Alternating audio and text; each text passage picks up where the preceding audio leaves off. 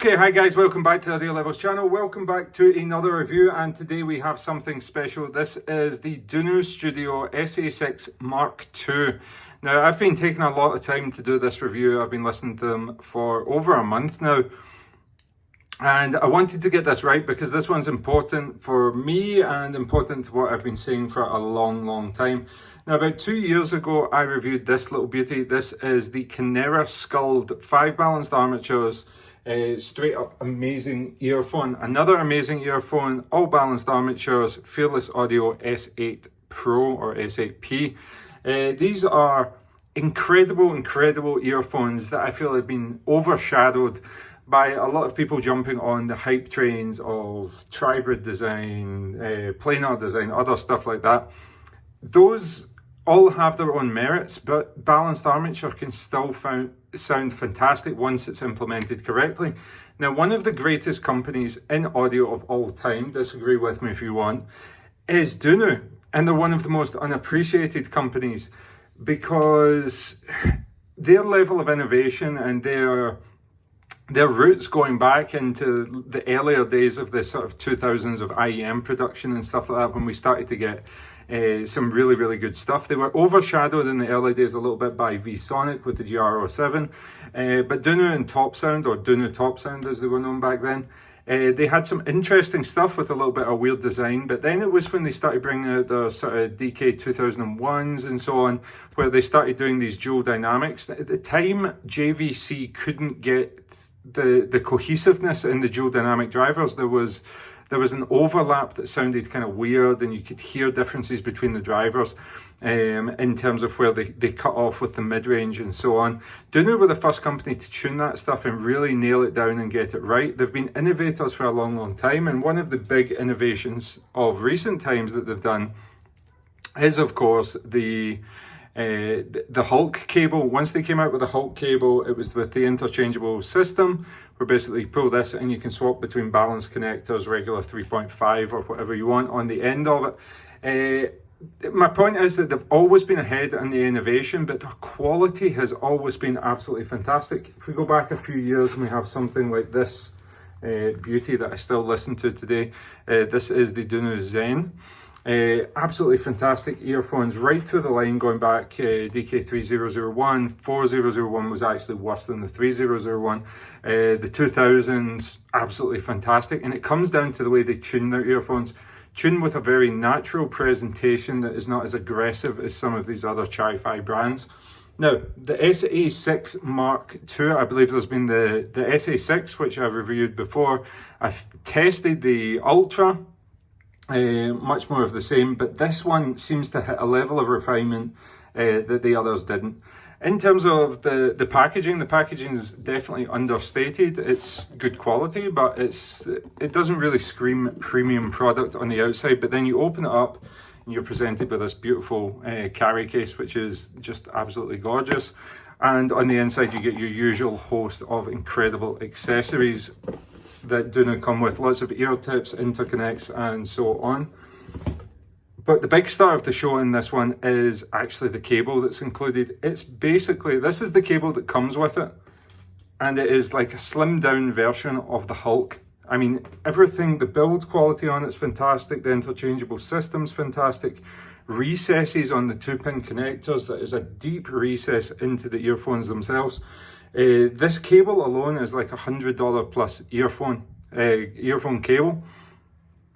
So you're getting value built into the cable there, which just blows all other cables from other manufacturers out the water when it's coming to an included cable. I think the next step up from something like that is actually going internal and getting the Hulk or Hulk Pro itself.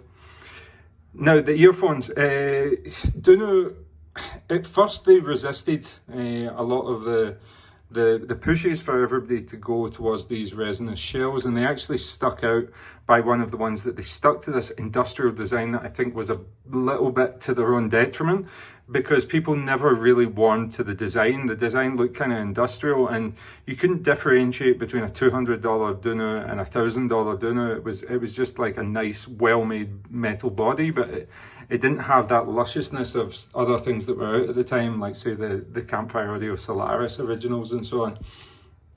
or even like the Dorados.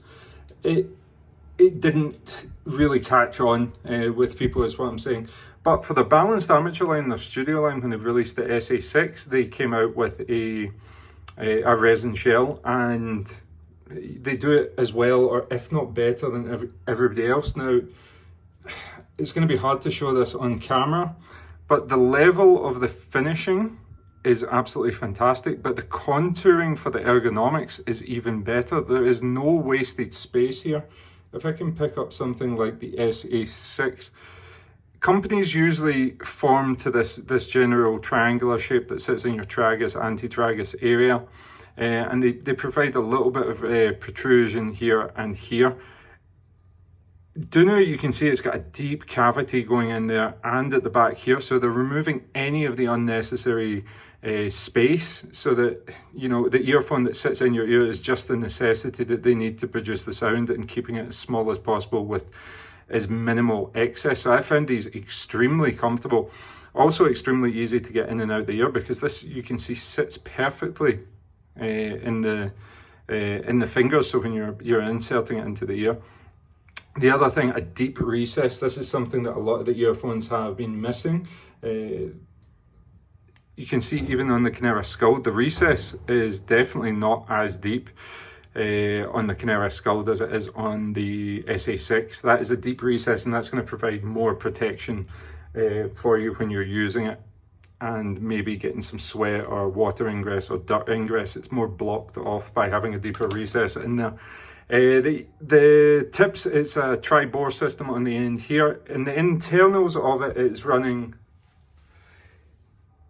it's running what they call 6 balanced armatures, and technically, yes, that's true, that's 6 balanced armatures, but those that don't know, some balanced armatures are referred to as a dual. So when you buy it, it's actually, the balanced armature is bought as a singular unit, because they're technically joined together but have a single nozzle coming out. So technically it's like one driver, but it's got 2 drivers on the inside of it internally. It kind of looks like it's fused together.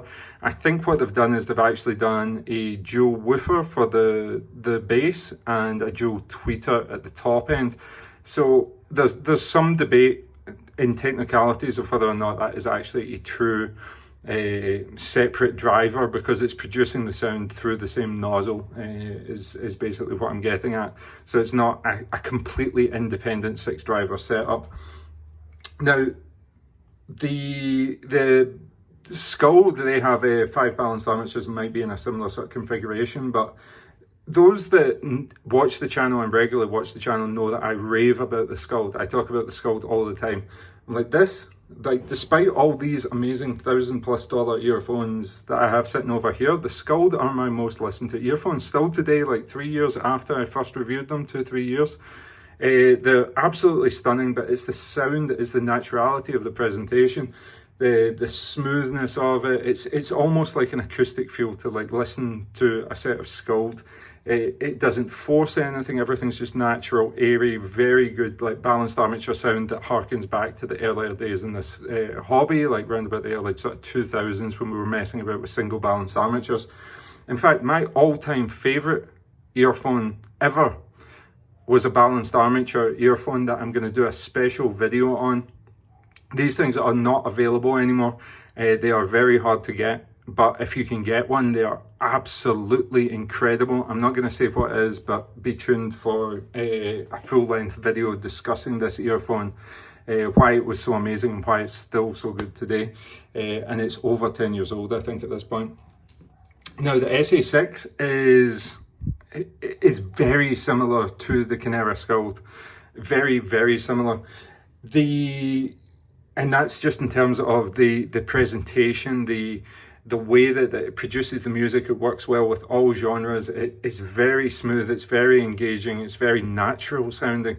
It doesn't sound like anything's being forced. It doesn't sound, one of the characteristics of balanced armatures is that nothing really sounds forced. Everything sounds like it's well within its capabilities, because those moving irons are able to fire so fast and so rapidly and keep up with the music without being congested. The only difference, I would say, is that the Scold sound a little bit more smooth, just a little bit more smooth, but the SA6 is extremely smooth as well. If I was choosing between the two of them at this point, I'd say go for either one. Base your choice on price or base your choice on the cable, whatever you want to do with this, because these are both now at the exact same tier level in terms of performance and how much I like it. The bass is very good for a balanced armature. It is punchy, but it's also very textured and detailed into that mid bass response. Zero bleed over into the mid range itself. The mid's super smooth, super tiny little hint of warmth over it, but there's a lot of detail retrieval in there and spacing, slightly less imaging than you get on the Scold, and less ability to separate everything like that. And it also affects the soundstage a little bit more closed in on the SA6, but not in a bad way, more in a sort of a more intimate way, which makes these actually the preferred choice for listening to jazz recordings or something like that. Classical and sort of classic rock, I like the Scold for it. Going into the highs are very smooth and inoffensive. If you're a treble head, probably look elsewhere because these are very laid off. Now, the overall presentation, I just can't stress this enough. Despite these being all balanced armature, that is the plus here. People have been getting distracted, and yes, these hybrids are absolutely fantastic, but they're a different sort of flavor, and you're not going to know, and you're not going to get the chance to listen to multiple of these earphones all at the same time to decide whether a hybrid, a trihybrid, a planar is better. So you have to go off of impressions from people like me, other people online. So if you have ever watched one of my videos and you've been interested in the Scold because I rave about it and say that it's such a beautiful earphone sounding, you're going to enjoy this, the Dunu SA6, just as much. I really think this is one of the best earphones on the market now when it comes to sound quality and pure listenability. People get distracted with this technicalities and this and that and the other, how hard the bass slams, but you forget the overall musicality, and what you're intending to do with your earphones is to sit down, enjoy your music, and just get immersed and lost in it. I think that's what most people want to do. This as a single earphone solution for an entire multi-genre collection, this is one that is going to perform absolutely fantastic. It's such a beautiful representation of the sound, very natural sounding, as I say, nothing forced, nothing over the top, and absolutely nothing offensive. Now, the one thing I want to touch on before is that they have these little switches on the top of them, which basically the only difference, and it's almost indetectable to the point that I would say why even bother, is that it enhances the bass just a little bit. There is no detectable difference, none. I don't care what the charts say and stuff like that, and I have measured these, and there's no difference. There's no audible difference to me in the mid-range or the highs. That sounds exactly the same in either setting. Where you do detect a slight difference is in the bass, but I'm not necessarily saying that that is a positive, because the stock tuning of the earphones themselves is so fantastic, and I actually find that by switching on the added bass thing, I would rather just go and get a different earphone to listen for that purpose. So I'd stick with the stock tuning and just leave it at that. But if you do want a little extra bump, you can do it, but I would just do it using the EQ on your DAP or something like that. So anyway, Dunu SA6 MK2, god tier for their price right now. So definitely check that out. Links to everything in the description below. As always, use these with the ASLA Zenderfit tips, the ear tips that I always recommend. You'll find the link in the top of the description down below. Absolutely stunning earphones. Dunu, again, producing just remarkable earphones. So thanks for watching, guys. Lots of videos coming up this week. I have the TheAudio Hype 2, the Yanyan Canon 2, Simgot EM6L, and then I think I have a couple of cheapies, the Blonde XZ Jojo or something, and the Kalua. So if you want to see me rip those ones, influencer earphones, tune in, subscribe to the channel, and see you in the next video. Peace.